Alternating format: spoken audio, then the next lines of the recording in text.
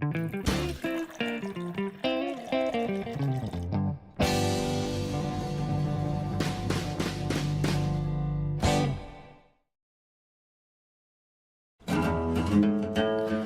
everyone, and thanks for joining us. This is Bill Straub with Modern Thirst, and today we recorded our Modern Thirst Videocast podcast with Matt and Wes, also of Modern Thirst, and we were joined by Shan of Hudson Whiskey.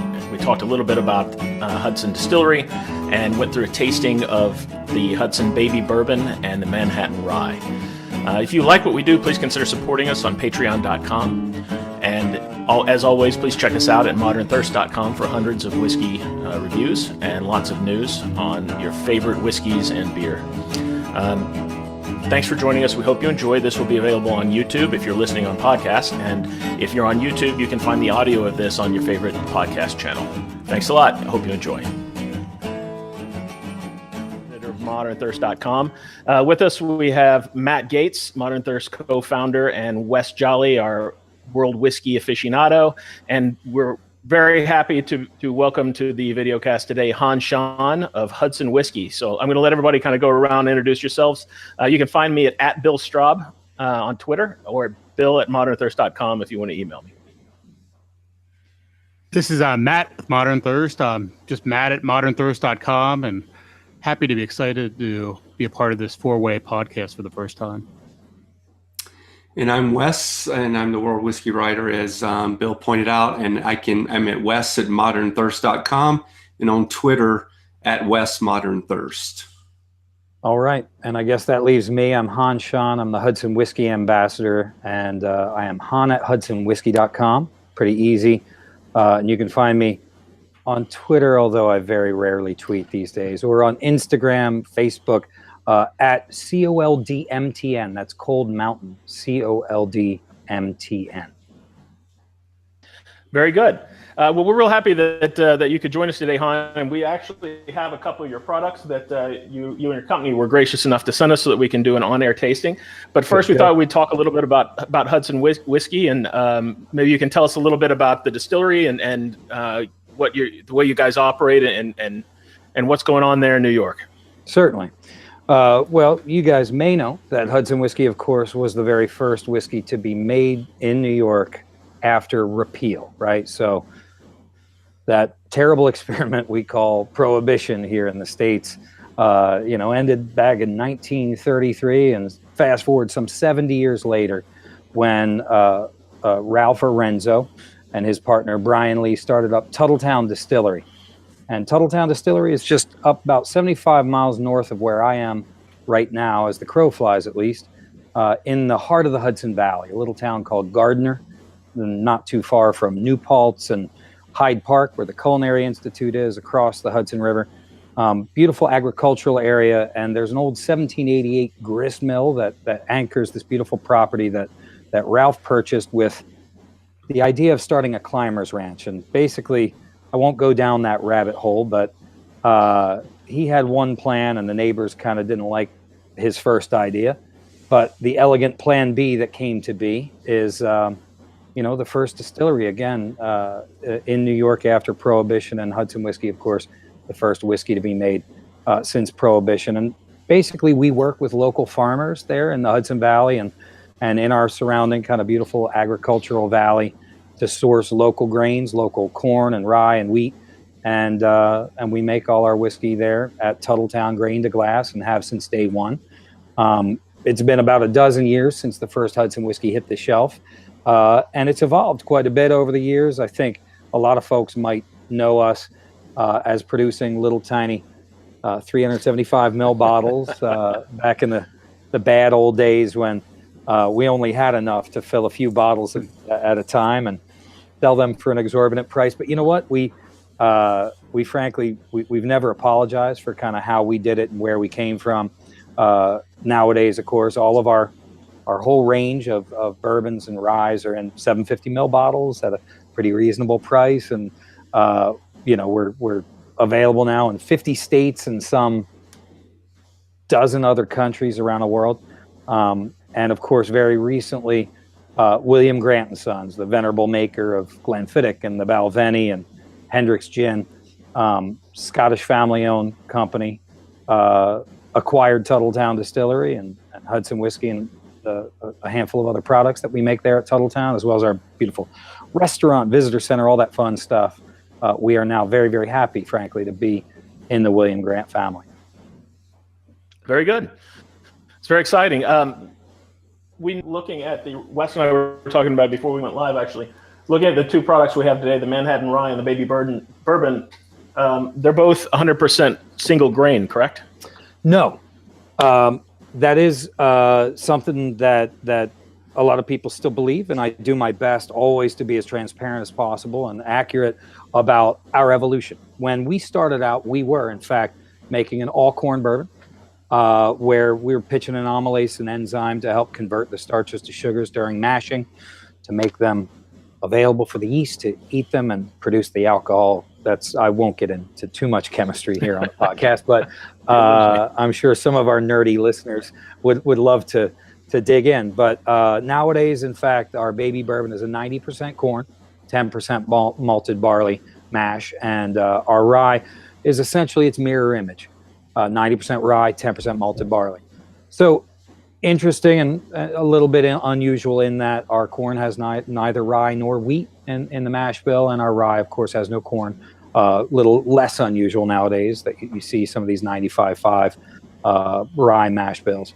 But the baby bourbon being literally the very first bourbon made in New York, as we were the first distillery after Prohibition, like I was saying before. And pre-Prohibition, folks made lots of rye whiskey, and they made lots of Applejack and various kinds of eau de vie and brandies all throughout New York. But no one made bourbon, apparently, until we did, at least as far as we can figure out.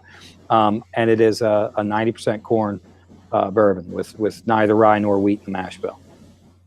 And I know you also, we won't be doing that on the tasting, but you also have a 4 grain as well, correct? Yes, exactly. So our baby bourbon with neither rye nor wheat, and our 4 grain bourbon with both.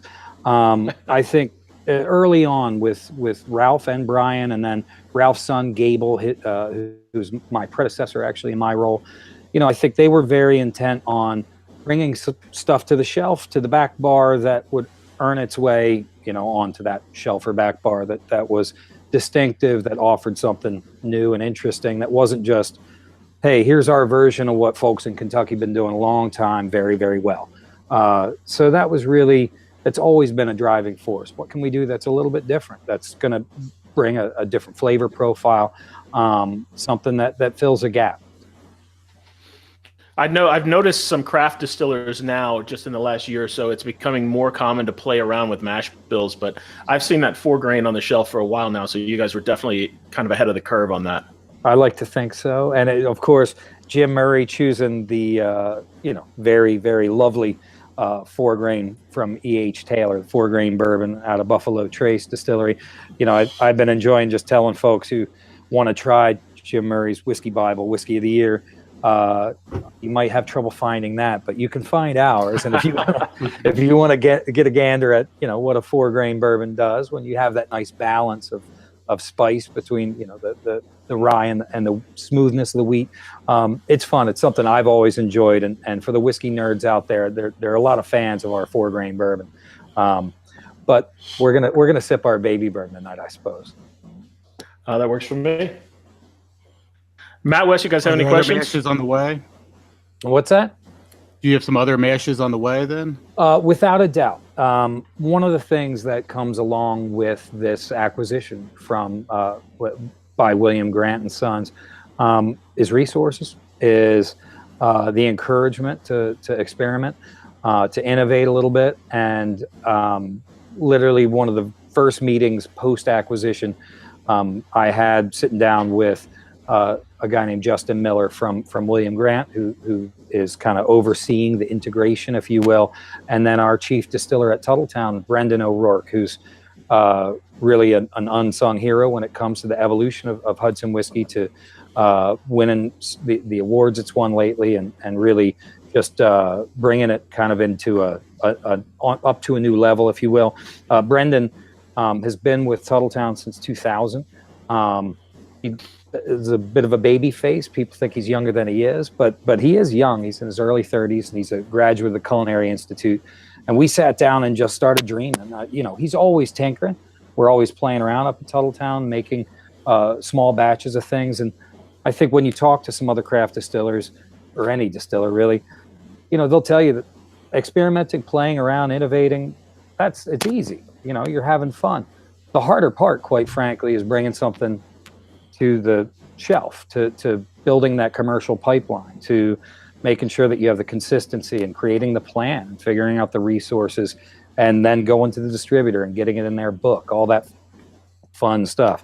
So now, though, we have a little bit more of those resources. We have a plan, and we're always innovating. So I think you are going to see some more variants, some more playfulness from Tuttletown, from Hudson Whiskey. I think we'll start by doing some tasting room exclusives, which we've been doing, no different than anybody else, and sort of see what people dig and see what excites our fans and excites us, and then build that pipeline, that commercial pipeline. Han, Go ahead.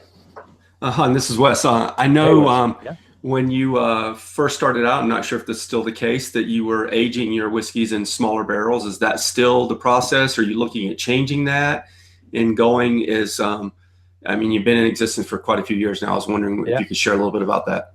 Yeah. So when we started out, indeed, we were aging all of our whiskey exclusively in small barrels, basically doing little single barrel batches from a 3-gallon barrel. And we're talking more than 10 years ago, 11, 12 years ago. Back as early as, say, 2010, we were filling 53-gallon barrels, traditional full-size barrels, as folks would say, as well as half casks, and some 10-gallon barrels. And that's kind of actually where we are today. We fill full-size barrels, we fill half casks, and we fill some 10s. We love the flavor. So nothing, no 3-gallon barrels, no 5-gallon barrels, nothing that small. But we love the flavor profile that comes from those 10-gallon barrels that we get from a cooperage up in northern Minnesota called Black Swan. Gives us this just beautiful, big, punchy, smoky vanilla, caramel, toffee, oak, tannin structure. We really dig it. But obviously, the depth and the maturity that comes from oxidation and esterization, just hanging out in a big old barrel over a bunch of years, that requires a big old full-size barrel. So we found this kind of fun process that I'm not going to say it's unique. It's not all our own, but it's something that we've dialed in, that we're proud of, that essentially means filling 3 different, a small, medium, and large barrel all the time, and then aging them to the maturity in that volume barrel, and then marrying those barrels together. It takes practically, it takes almost an algorithm to figure out when certain barrels are coming of age. Obviously, the smaller the barrel, the more contact wood to spirit you have in that volume barrel.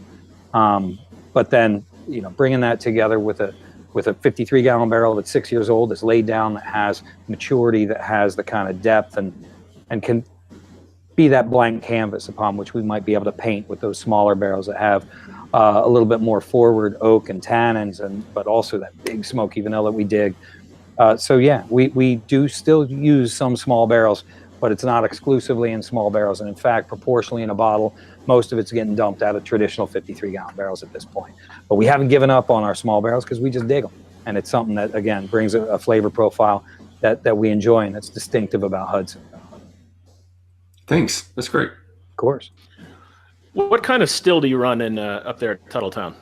Well, so we've got 4 different stills right now, and we are literally in the process. We've ordered a big old a new, basically hybrid pot still. All of our stills are made by Christian Karl, the great German still manufacturer. They made us our first 100-gallon copper pot still back in 2004, and now that still number 1 is actually over in a little separate area, really our barrel house, where we use it exclusively to make our vodka and our grain neutral spirit when we are making our gins and our liqueurs and cordials and fun things that we make at a very, very small volume, but are beloved by some of us. And then of course we've got a little still house where the other 3 stills are, and then we have a converted basically cook tank that we use exclusively as a strip. strip and still. But as far as our rectifying stills, we've got two true hybrids. They both have little short columns, and then one just pure pot still. So again, as we've evolved, we've done it. It's been very bootstrapped.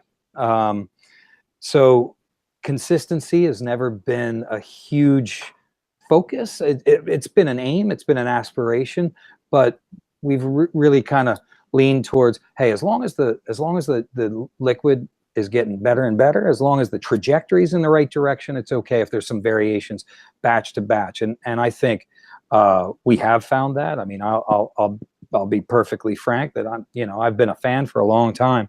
But I came to this role as a fan, as somebody who is just appreciative of the ethos that Tuttletown Distillery and Ralph Lorenzo kind of represent in terms of using local grain, their advocacy around the Farm Distillery Act, and we could talk about that. But I was really just attracted to everything that the operation represented. But I also love the liquid. That's not to say that when I taste, I do little vertical. I'll taste something from last month's batch against a 2013 batch against a 2011 batch, and there's absolutely no doubt that it's come leaps and bounds from the early days. So again, consistency, I think we're going to be dialing it in. I think that's something that some of the expertise from Scotland, from Dufftown, is going to help us do.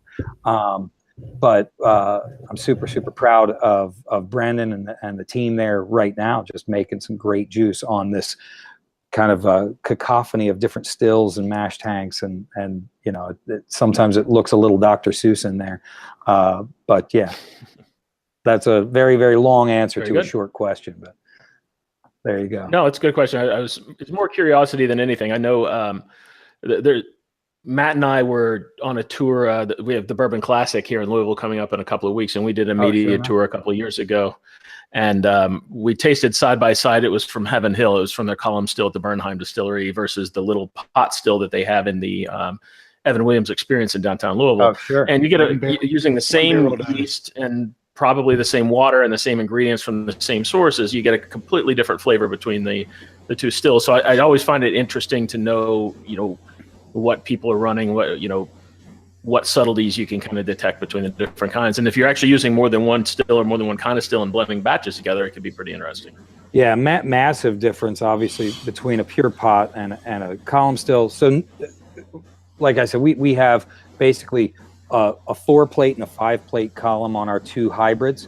But, so we're able to crank the proof up just a little bit.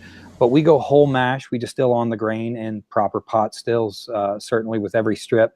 So, we're very focused on kind of having a nice, rich liquid coming off those. I have nothing but the most utmost respect for folks who are making great liquid on big, giant column stills at huge volumes with incredible consistency. Not what we do. Not what we do. Very good. You guys have anything else to add or any other questions, or should we get into the tasting? I'm getting thirsty. Yeah. Yeah, let's taste.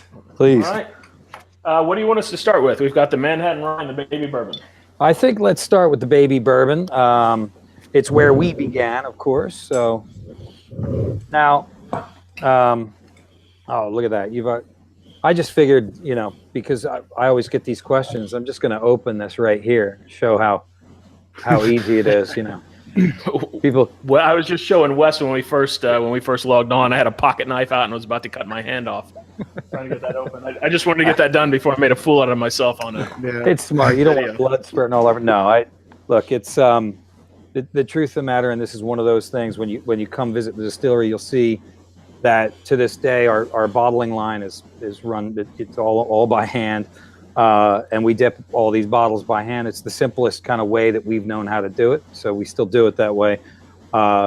Literally just announced at our William Grant Company meeting a couple weeks ago that we've got a pop top coming where it's still going to be hand dipped in wax, but we figured out how to just turn it, not even a tab, just literally turn it to pop it. Bartenders shall rejoice. Interesting. Yeah. Yeah. Okay. So looking at this in the glass, it's fairly dark. This is under a year old, right? No, The baby no. bourbon? So basically, it on the label you'll see it says aged under 4 years, and of course that's Under something 4 that years. the TTB is starting to clamp down on, and that obviously was approved. But aged under 4 years just means the youngest drop of whiskey in the bottle. I don't need to tell you guys that, but there's going to be whiskey from probably a year and a half old out of those 10-gallon casks, upwards of 5 or 6 years old from those 53-gallon casks married together. Gotcha.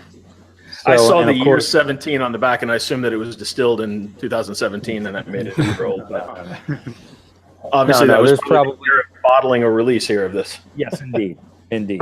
Okay. Yeah, tell me actually, what batch do you guys have? I have batch 20, bottle 1964. All right. Batch Bottle 20, six- bottle 1968. Bottle 1966, same batch. Oh, excellent. Okay. So I'm drinking batch 18. This is very, very close together with an operation like ours, I can promise you. So yeah, in terms of the age, and again, this is it becomes an answer longer than it should be, but it's how we do things, right? So we're marrying together different casks and different ages. And all that matters at the end of the day in terms of labeling is the youngest drop of whiskey in the bottle. And that might be about a year and a half old, but then there's going to be whiskey much older there in that, and proportionally a lot more of that whiskey is going to be a lot older. But you'll be able to kind of get a sense of it when you taste it.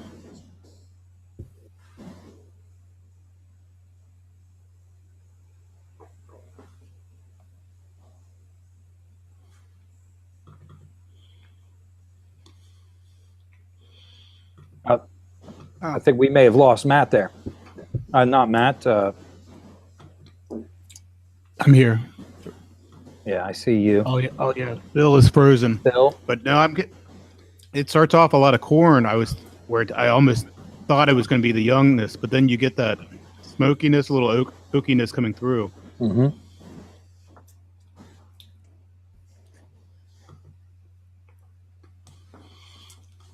Yeah, Bill is frozen. But I guess this is what he gets after mocking me last time, that I had these issues.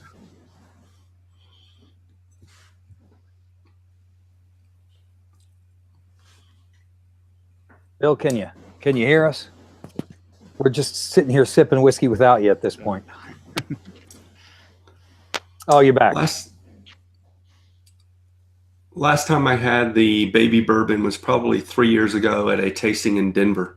Okay. And I think it was definitely an earlier batch, and it seems like that it definitely has developed a bit since then, since I tasted it a few years back. I should hope. I should hope indeed. Now, none of our whiskeys are chill filtered, so I do encourage, particularly because it's at 92 proof and not chill filtered, the addition of a little water will bring out some very nice oils. Probably not going to see it on the resolution in this camera, but you'll get some of those proteins, those oils blooming, and you'll get new flavors.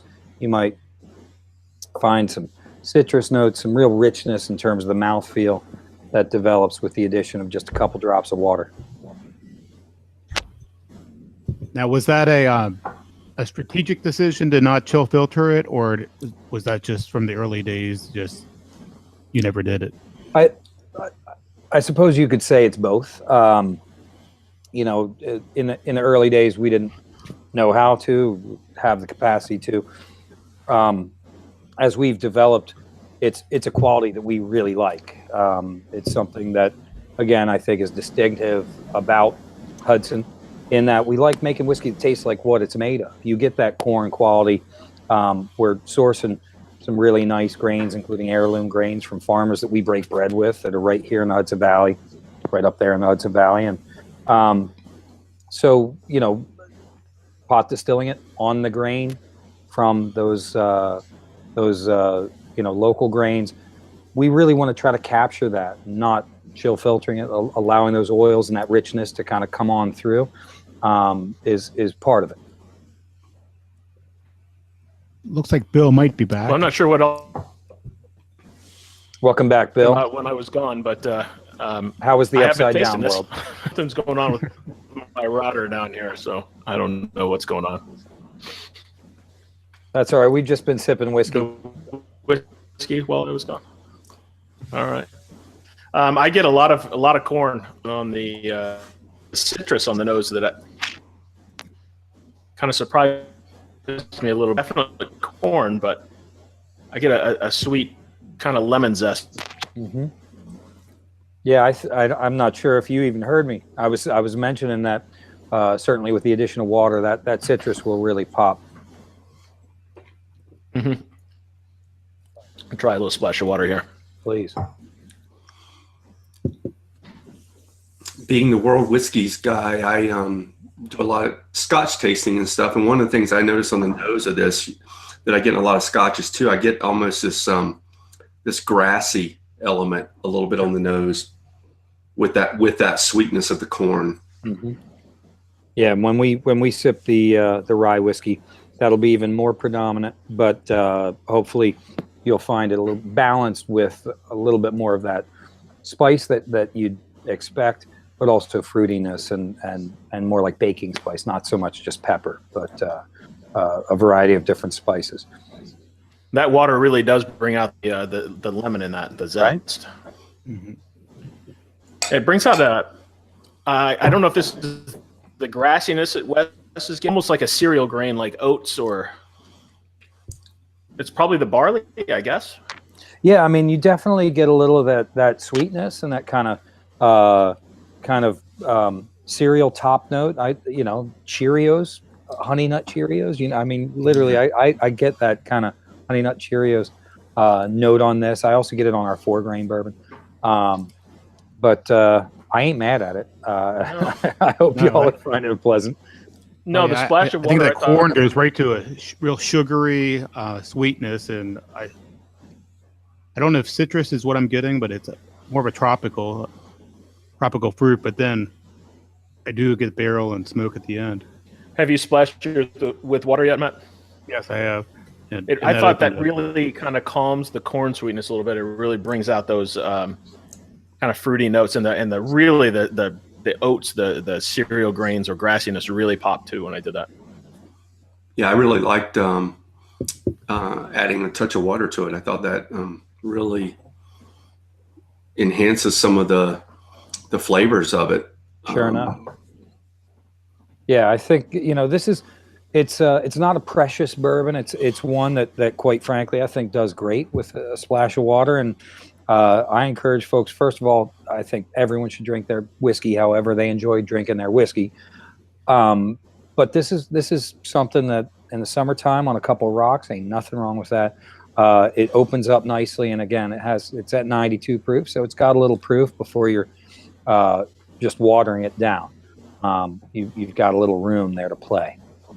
So I always have to ask, since you obviously work for Hudson, have you tasted anything straight from the barrel yet? Oh, sure. How is that? As often as possible. That's one of the burdens of the job, and it's one of the best fringe benefits, right? So, we get asked all the time when we're going to bring out, a barrel-aged expression, and I hope the answer is soon, to be perfectly frank. And I think sometimes, again, it goes back to the same conversation we were having about innovation and experimentation. It's about resources, it's about scale, it's about volume. But I hope we're getting there, that we could do that, even if it's on a limited basis, just to give people an opportunity to try some different things, right? And see how it is, barrel strength. I think the baby bourbon is in terms of just the difference between the cask strength liquid and what we serve at proof. The baby bourbon, there's a big difference. It's incredibly rich. You get less of that just corn sweetness and a lot more of that toffee and oak. Caramel. Yeah, absolutely. I think if you're blending different age and barrel sizes together, there'd just be so many different flavors. I mean, anytime you taste something straight from a barrel, it's completely different from barrel to barrel, and it doesn't matter what whiskey that is. Absolutely. But I would think that the variation in this would be just unbelievable if you have different size barrels, let alone age. Quite wide, indeed. You know, it reminds me a little bit of those Jefferson's tasting sets, which are really awful. But Hudson could do a baby bourbon tasting set in some of those little, 2-ounce bottles or something like that, and have a set of 5. And here's our 10-gallon, here's our 30-gallon, here's our 53, and here's one at 2, 4, and 6 year. That would be fun. Bucks. Right now, that's something that only Brendan gets to do with his deputy Brendan. Believe it or not, Brendan O'Rourke and Brendan Dodderer. We've got like 2 Jacks, 2 Brendans. It's corny, but yeah, that's how many Hans are there? Just me so far. We're on the lookout. You're hiring, right? We actually have 2 Bills at Modern Thirst. Our creative guy who isn't really involved much in the writing side or anything is also a Bill. So cheers. I feel the pain on that one. Yeah. Here's a Hudson that probably is hard to find now, Han. Oh, yes. That I have the double char. I got 2 bottles of that, I guess, from the 2012 fire. Yes, the great Tuttletown Distillery fire of 2012. I always tell people if you find a couple bottles of that, take them both home, crack one and enjoy it, and leave the other one to, for the collectors. It's indeed very hard to find in the wild anymore. That's what I did. I ordered 2 bottles. I finished one. I still have this one that I haven't cracked, and I'll probably leave it that way for quite a while. Well played. Yes. Indeed, people ask us occasionally, when are you going to make another double chart? Well, we don't plan on burning our distillery down. So. Yeah, exactly. That's the product of an experiment we do not wish to repeat. Thank you very much. That indeed is all, basically it's the only blended whiskey that we've done. It is a blend of a bunch of different barrels, bourbon, rye, and some malt whiskey that were caught in the fire.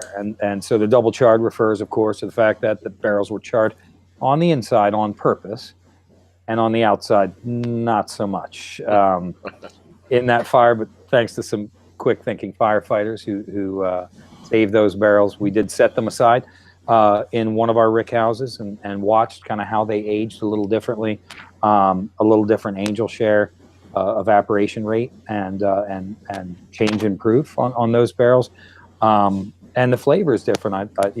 Wes, maybe you can recall, but they're everyone wants to find this kind of campfire quality, and right. That's pretty damn subtle, quite frankly. But it's really the fact that it is a blended whiskey, and it has some really interesting malty notes from the fact that we actually blended in 100%, a single malt that we can't call a single malt because we blended it. But it's a fun whiskey. If you do get a chance, I say this to those out there watching, to taste some of it. I do recommend it. It's fantastic. It's funny how some random events like that have turned out some pretty interesting products. The Warehouse Surviving from E.H. Taylor was a fantastic whiskey, in my opinion, and sure enough, it's not going to be replicated. I actually, what's funny is I actually had someone ask me why Heaven Hill just won't make any more pre-fire whiskey, and they clearly have no idea what Heaven Hill went through and what pre-fire means with Heaven Hill whiskey. Their freaking distillery burned down in '96 or whenever it was. Yeah, '96. So, right. I thought the double char would provide a good segue between the baby bourbon and the rye, since it was a blend of those two. And indeed. I remember when I tasted it, the bottle I probably got right after it came out in 2014 or so. And I noticed that definitely unique between the two, but I thought it was one that once it had been opened and oxidized a little bit and got a little air to it, it really has some unique flavors. Right on. This rye is definitely dark. Yeah, so wow, impressive. Hudson Manhattan rye, and again, just gonna open that myself for any of the skeptics out there worried about opening. Mine did not go that quickly, in case anyone is wondering. But I was going to do it on camera, but they took me out of it. Yeah, I mean, I suppose I've I've probably opened more bottles of Hudson whiskey than just about any other human on the planet. So I have year 17, batch 6, bottle 3589 of the rye. 3592. Also 92 proof. Yep. Yeah, we're all the same batch. I'm batch 6, bottle 3491. I'm batch 6, 2652. And I don't know if we drinking the said same it batch. on the bourbon, but these are 92 proof, 46% ABV. Across the board for us, and that's the nice thing about that, of course, is that's the proof at which one need not chill filter, and the oils and proteins and all that fun stuff will stay in solution. So you'll see when a brand, for instance, will bring out one variant that's specifically non-chill filtered, or a Scotch that always chill filters, you'll always see it's going to be at 92 or 93 proof, or higher, but often kind of just there, getting across that threshold where it will always stay nice and maintain that clarity. There's a lot of similarities on the nose between this and the bourbon, to be honest. There's a lot of that citrus character. Of course, the corn's not there, but kind of those secondary notes on the bourbon behind the corn are very present in this. It almost is the primary notes. It's got a little bit of the grassiness, a little bit of that cereal quality. Yeah, and it may be because I know what's coming. Really, just being a big fan of this one. But I get some really fruity notes, and that kind of stone fruit on the nose as well. Yeah, I think the grassiness is a little bit more muted to me. I get a little bit of a little cinnamon more in the nose on this, definitely with that rye, but very pleasant nose. I had a little bit of cinnamon on the bourbon mint too. Mint? Mint? Yeah, I can maybe see that. Oh yeah. I love that, and I get that on the finish, but maybe I'm getting ahead of myself. But I adore the kind of little peppermint note I get on this. Matt, did you say maple? I said mint. I said maybe a little mint. But I do agree with your cinnamon.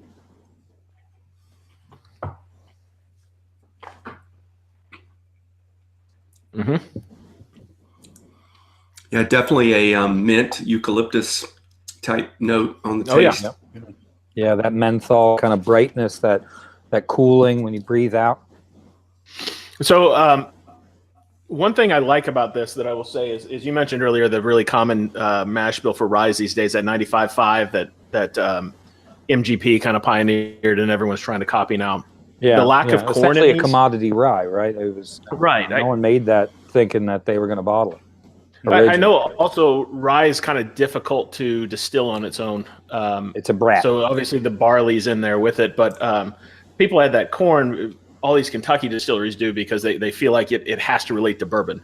I am a big fan of the 95.5 mash bill, and I'm a fan of this mash bill as well because it does retain that real classic Northeastern rye kind of flavor that isn't a kind of a spicy take on bourbon. Right. Definitely rye whiskey. You won't mistake this for anything else. I think it's amazing that you can have something that's 95.5 or 90.10 like this with no corn in it, and you think, oh, that means it's just going to be a giant spice bomb or just be nothing but pepper. But when you make an all rye, as this is, and of course with a little malted barley there for the enzymes, right? But it's essentially an all rye, and yet it's got that cracked pepper right up front that tells you, hey, I'm drinking rye now. You'll get that tongue tingle and that fun stuff back here. But it's incredibly approachable. I think sometimes people are intimidated. They think a very high rye content rye, they just assume it's going to be nothing but red hots and just pepper, and it's going to be cracked pepper and more pepper and not stop. And this has fruit and baking spice and lots of really it's a mellow sipping worthy rye that we're very, very proud of, and I like converting folks with it, frankly. People who think, oh, rye, no thanks, I'm a bourbon guy. Well, try this. I think it's for the longest time, being a native of Kentucky and Louisville in particular, Louisville is kind of bourbon USA. You grow up here and everything is bourbon from the time it's popular. You don't go to a wedding where there's not bourbon on the open bar. You don't go to an event where there's not bourbon served. They serve it at baseball games. It's just here. You're not it always has been. Are you? Not in any way, shape, or form. But for the longest time, that's all I would drink. It had to be Kentucky bourbon. And over the last probably 4 years, I've really, really stretched that a little bit. And I've become a really big fan of ryes recently. And really that MGP, the 95.5, it's not just the fact that they made it, it's the fact that they changed the way that people were making rye popularly just because they're everywhere. But that taking the corn out of the equation fundamentally changes a rye whiskey from like I said earlier, like a spicy bourbon, spicy take on bourbon into kind of whiskey. And that really opens doors to things. Wes has got me trying all kinds of scotches and stuff that I never would have taken a sip of before. And I'm really enjoying it. And this is the same type of thing that I think people need to look at. Is it a rye whiskey from one of the Kentucky distilleries? It's probably going to taste a lot like a bourbon. If not, go look at some of these other guys that have some mash bills that are taking corn out of the picture, and you get a very different product, and you can really differentiate between types of whiskey that way. Well, and I don't know if you guys heard about, back in October, we launched a new designation here in New York. It's it's not a federal thing. It's at the state level at this point, and it's voluntary, but something called Empire Rye. And this Empire Rye designation essentially dreamed up by 6 founding distilleries, ourselves, as well as, let me see if I can list them real quick, just because I should. Black Button Distilling up in Rochester, Mackenzie, Finger Lakes Distilling in the Finger Lakes, Kings County in Brooklyn, and New York Distilling also in Brooklyn. And I am missing one. Van Brunt came on board, but they weren't along for the ride right from the bat. I'll figure out that 6th one. That's terrible. But in the meantime, Kings County are the 2 I always think of. Along with Hudson. So here's a bottle of Black Button, which I shouldn't be doing, but just to show that it's all. We'll edit that out in post. I promise. So, but see this little sticker, and here's a little sticker from Kings County. That's the Empire Rye designation. Basically says it's got to be at least 2 years old. It's got to be from one distilling season, and this is really about capturing the terroir of the place where it's made. It's got to be made from at least 75% New York grain is the main piece of it. And this is a new, like I said, New York designation where we're essentially trying to reclaim that rye whiskey heritage of the Northeast, and particularly, obviously, here in New York. Where Kentucky makes phenomenal bourbon, still makes 95% of it. We love people realizing that there are people making bourbon now in, I think, about 48 states, across the U.S. But that doesn't mean we need to try to take the heritage of Kentucky bourbon away. But we are trying to plant a flag here in New York and kind of lay claim to that wonderful Northeast New York rye whiskey heritage that has kind of laid dormant. And of course, Hudson Manhattan Rye, again, being the first mover in New York. And again, credit needs to go to Ralph and Brian and the guys who carved the path before I even joined. But we made the first rye whiskey in New York. But now, rye whiskey is sort of on the rise everywhere. But certainly here in New York, it's been phenomenal for local farmers. It's been very cool to just see the variety and see, the governor getting behind it. So the Empire Rye designation is something you'll see a lot more folks putting out their own Empire Ryes here in the Empire. Well, I think this is the first time I've had the Hudson Rye. I've had the 4 grain, the double char, the corn, the baby bourbon. And I must say that I really like the rye. That's I would probably 98 times out of 100 drink my whiskey straight, maybe a little water. And every now and then have a cocktail. I think this would definitely hold its own in any cocktail you make too, and not lose itself. Yeah. With whatever you're mixing it with.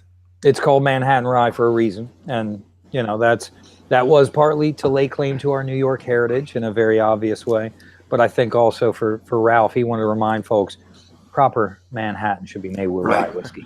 Ain't nothing wrong with a bourbon Manhattan. My mom likes them, but she kind of likes them because they're sweeter. But a rye whiskey Manhattan is going to, at least it has the potential for that whiskey to stand up, have a little more backbone and that spice to balance against the sweetness of the vermouth. I think I agree with Wes on this. I really like this rye. The baby bourbon I like, but I really like this rye. I think it's also kind of unique because it has a very different finish on it than most ryes. I really get more of that cereal grain and that the grassiness on the rye, which reminds me of some almost Irish whiskeys at times. But it's just a very different finish than I get on other rye whiskeys. And I think it's very unique. It's interesting, but it's tasty. It really is. And a finish that sticks around too. That's what I liked about it. I mean, it's been a couple minutes since I've had a sip, and almost a spicy caramel lingering finish is there, which is really neat. Nice. I'm still getting that on the. I agree. I was about to say front of the palate, which I normally don't get. Go ahead, Matt. Yeah, I was going to say similar to what you both have already said, where I think it's reminiscent of the MGP rye, even the Bullet rye in the middle, which I love, but it's much more unique at the end. You're getting a lot more spice at the end, and I think that's why. Obviously, Bullet made a name for themselves by selling the bartenders for mixed drinks, and I think this would probably hold up a little bit better than that does, even because I think that would probably. I don't drink many mixed drinks, but as far as I didn't think that would get lost a little bit more than this would. Mm-hmm. I agree. This is a little more full flavored than a Bullet. A Bullet to me is like a watered down version of the 95.5 mash bill, and this one seems a little more full flavored to me. There are better expressions of that mash bill than Bullet, but this one it's just the finish on it. Like Wes said, it's long. It sticks around the very front of the palate. I just keep getting. I'm having that spiciness, that tingle on the front of the tongue. It's just hanging on. And I had very different, not really the finish, but the end of the actual taste on the back of the palate. I was definitely getting something more grainy than I normally get out of a rye. I don't mean that texture-wise. I just mean that there's some cereal flavors to that are good. Copper Sea Distilling.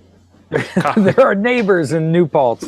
Christopher Williams, he's done a tremendous job. He's been a huge advocate for the whole Empire Rye project, and it's so predictable and typical that they would be the one that I forgot.